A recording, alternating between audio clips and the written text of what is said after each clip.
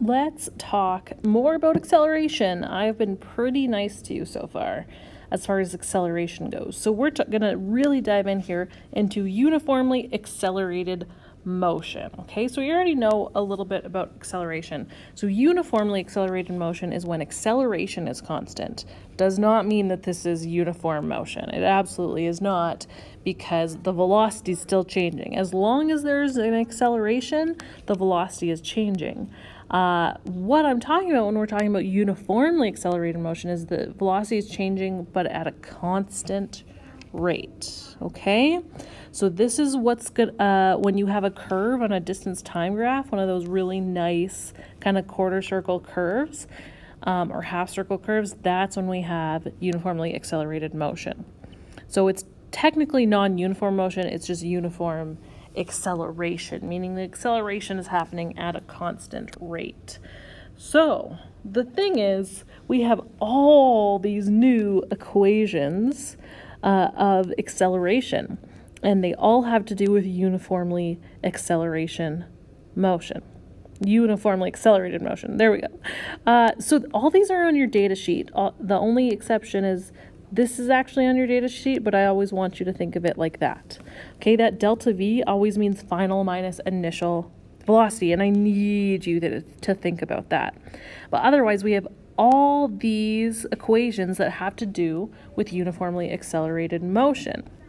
All right, and you know when to use each equation based on the situation you're dealing with, right? You're going to go through a ton of examples. And with those examples, you're going to look, what do I have? Do I have initial velocity? Do I have the time? Do I have the displacement? And depending on that, you can use any of these equations to solve for whatever you need to solve for. The only kind of weird one that doesn't look at the beginning as accelerated motion is number 4 here, because there's no acceleration in it, but we can only use it when we're dealing with accelerated motion. Okay, so the special thing about these equations is these can only be used when you have uniformly accelerated motion.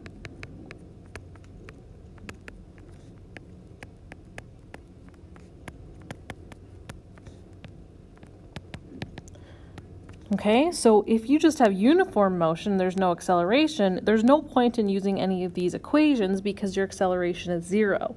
If the acceleration isn't constant, again, you can't use these equations because these equations only work if you have uniformly accelerated motion. Another thing that, oh my goodness, you guys, you don't even know how important this is. Like, this just happens all the time where people then want to use this formula, their favorite formula. You can only use V equals d over t if there's no acceleration. This is only used for uniform motion, not uniformly accelerated motion. Uniform motion, only ever use that when there's uniform motion. That's the only time you can use V equals d over t. So far, that's all we've done is uniformly accelerated motion. Uniform motion. Gonna totally mess you guys up. Oh my goodness, I cannot stress this enough. I'm stressing it so much because people still use it all the time when they can't. If something's speeding up or slowing down, you cannot use this equation. Okay, V equals d over t is really only meant for when your velocity is constant. Now, we did some average velocity and average speed situations with distance over time or total displacement over time. Those are really something we only calculate some of the time, but most of the time they're kind of useless. Okay, so from here on out, I want you to use V equals d over t only if the velocity is constant. If velocity is changing from one point to another, do not use V equals d over t, okay? Oh, I can't stress it enough. I cannot stress it enough. Okay, so again, look at your situation you have. Is there acceleration? Is there a constant acceleration? Okay, you have 5 equations you can use. is their acceleration or is it 0? If it's 0, then you have one equation to use. Velocity equals distance over time. Okay? So let's do an example here so I can kind of teach you how to use some of these equations. Okay, so we have a world-class sprinter can burst out of the blocks to essentially top speed, which is 11.5 meters per second, in the first 15 meters of the race. So I want to know, what is the acceleration of the sprinter? And how long does it take her to reach that speed? So we're actually looking for two things. We're looking for acceleration, and then we're looking for time. Okay, so here's what I want you to do. I want you to write down all the information you have. Okay, so what's this? We have this 11.5 here, so gets to the top speed of 11.5. So that sounds like her final velocity. That sounds like the velocity she's getting at, okay? So I'm going to say VF is equal to 11.5 meters per second, because that's what VF is. That F means final. And she's bursting out of the block. So what velocity is she starting from? From rest, right? That's how you start a race. You are at rest. So the initial velocity here is 0 meters per second. So it's not always going to tell you that, and that's something that you kind of have to figure out based on the question. We're given another thing. We're given distance that they accelerate over. Obviously, the race is longer than this, but that's just how long they take to accelerate. Okay, so that's what we have, and then of course we're looking for acceleration, and then we're looking for time. Okay, so what am I going to do now? What I'm going to do is I'm going to look for an equation that has VF, VI, D, and A, but not T, because I don't have T. I cannot have two unknowns. I can only have one unknown, okay? So I'm looking for something that has everything but time, so acceleration might be my only unknown. So let's look here. First one, nope, because there's time in the denominator. Second one, no, time there and time there, can't do that. Third one, time there, can't do that. Fourth one, time right there, can't do that. Fifth one, oh, look at that, there's no time. Okay, it has VF, which I have, VI, which I have. Acceleration, which I'm looking for, and distance, which I have. Perfect. So that's what we're going to do. So we're going to use this one. VF squared is equal to VI squared plus 2 times A times D. Okay, this is when rearranging equations really comes into play. Although I have one thing to do that makes things a little bit easier. What's the initial velocity again? It's 0. What's 0 squared? It's still 0. So I can kind of just ignore that right now because it's just 0. Okay? So when something is going to equal to 0, that's what I do. I kind of just put a line through it and put a 0 at the end to say, hey, it's okay. And then I rearrange this equation, which I'm not going to go through all those steps with you right now. But when you do, you get VF squared divided by 2 times distance, and that is what our acceleration is going to equal. Okay, and that's what we get when we rearrange that equation. So let's do that.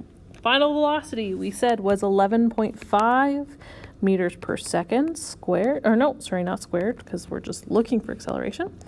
And then that's divided by 2 times the distance, so 2 times 15.0 meters. Okay, when we figure that out, oh, don't forget to square that. Those little things happen all the time. It's so easy to forget to square something or square root. It happens all the time, so be careful about that kind of stuff.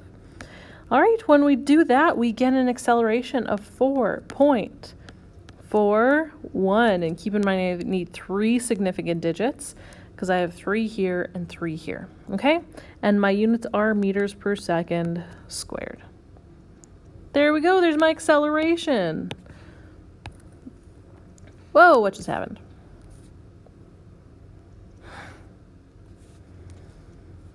Oh, that's funny.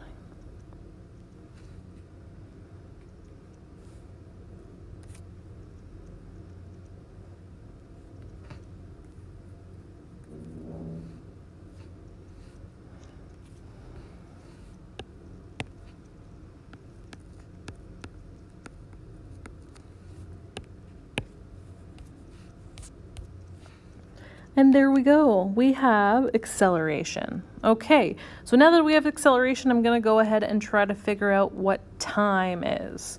So since I have acceleration, I can basically choose any equation I want to.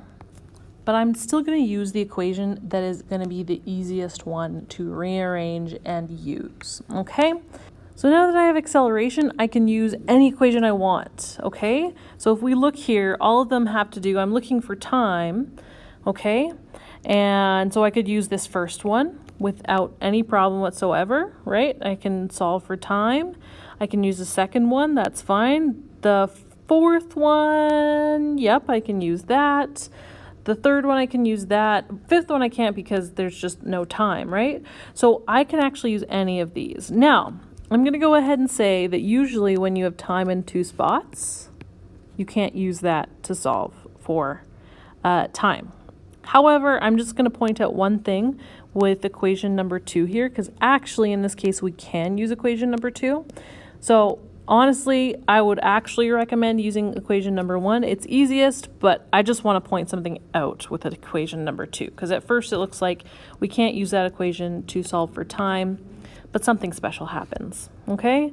But keep in mind, any equation that works, as long as it's a uniformly accelerated motion equation, you can use that to solve for time, because at this point we have all the other values that we need.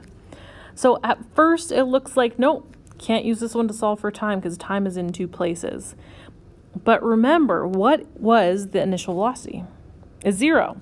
What's 0 times the time? Who cares? Because 0 times anything is, guess what? 0. So just wanted to point that out.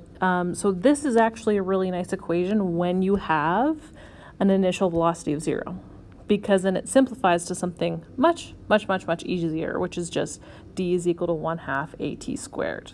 Okay, but only ever use this one to solve for time if that initial velocity is 0. If it's not, don't do it. You guys don't have the tools to do it yet because you haven't taken Math 20, or you're not Math 20 experts. And if you have taken Math 20, you can use the quadratic equation if you really want to, but it's more trouble than it's worth. Okay, so again, what we eventually get is d is equal to 1/2 at squared. But now we're going to rearrange that for time because that's what I'm looking for. And so that's the square root of 2 times d divided by a. Again, you do not have to use this equation. There was a couple others that would have worked for you. Okay, so 2 times the distance, which is 15 meters, divided by the acceleration I found, 4.41 meters per second squared. So one other thing I want to say, when you're calculating this, do not use 4.41. Use the previous answer in your calculator because you want the most accurate answer. And if you use just 4.41, you're going to get something that's not rounded to the correct value. So please use the previous answer in your calculator. If you do that, you should get 2.61 seconds. Again, I have 3 significant digits because that's what I was given in the question, and I'm doing all multiplying and dividing. So with multiplying and dividing, I need to use the least amount of significant digits. Okay, and there we go. That's how we solve that. Let's try another one. So we have a tennis ball being thrown and it hits a racket at 17 meters per second. Okay. So that's going to be one of the velocities. Let's kind of read on and figure out. The rebound velocity of the ball is 21 meters per second. Okay. And the racket and the ball are in contact for 4 seconds. So we have a bunch of stuff here. So we have 2 velocities and time. Okay.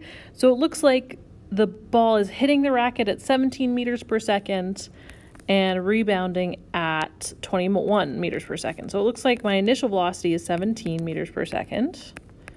Okay, and it looks like my final velocity is 21 meters per second. Almost, but I actually just did something incorrect. Because think about it, rebound velocity.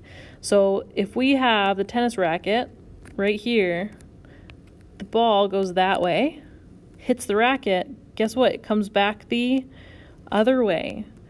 What do we know about velocity? We need direction on it. So basically, one of these velocities needs to be positive, one needs to be negative, okay? Since the tennis ball's coming towards you at first, I'm going to say towards you is positive, away from you is negative. So I'm going to go ahead and make this final velocity negative, okay? It really actually doesn't matter which one you do, but one of them has to be negative because they're going in opposite directions before and after. So that is the most difficult part of this question, is it's not super obvious these need to be, that one of these needs to be positive and one needs to be negative, but they do, because one is coming towards you and then it's going away from you. So those are opposite directions. So one of those directions needs to be positive, one needs to be negative, okay? And then what else were we given? We were given time, and that's 0.4 seconds. And we are looking for acceleration. Okay, so I want to look for an equation that deals with initial velocity, final velocity, time, and acceleration, but no displacement because I don't have it, and I can't have two unknowns. So let's go back. Oh my goodness, this slide is a complete mess, so let's also clean it up a little bit. Okay, there we go. So what equation has acceleration, final velocity, initial velocity, and time, but no displacement? Well, number 1 does, so we could use that. Number 2 has distance, we can't use that. Number 4 has distance, we can't use that. Number 3 has distance, we can't use that. And number 5 has distance, we can't use that. So we have one option for what we can use here. So remember, this is what you see on your data sheet. I always need you to think of it as this. Change in velocity is final minus initial. Okay, so that's what we're going to do. We're going to use that equation. So acceleration equal to final velocity minus initial velocity divided by time. We don't even need to rearrange. How nice is that? Okay, but this is where the making one of them negative is so important. So if my final velocity is negative 21 meters per second and my initial was 17, I have a negative minus a positive. That actually makes a bigger negative. If you forgot to make one of those negatives, that would look like 4. It's definitely not 4, okay? Negative 21 minus 17 is negative 38, okay? And that's way bigger than 4. So just make sure you do look for when those things need to be negative or positive. We divide that by time, 0.4 seconds. Okay, and when we calculate all that out, we get an acceleration of negative 95 meters per second squared. Again, that negative is just telling us the direction, so the acceleration is in the same direction as it's rebounding. Okay, direction. Okay, and that's that. That's how we figure that out. So basically, for the time being, eventually you won't have to do this, but even if you think you're too good for this, I don't care, do that, okay? Write down what you have and what you don't have, because it really helps you sort through the 5 different equations that you have to use for uniformly accelerated motion, okay? Other than that, good luck. Just please do a ton of examples, and they will become much more clear, those equations, okay?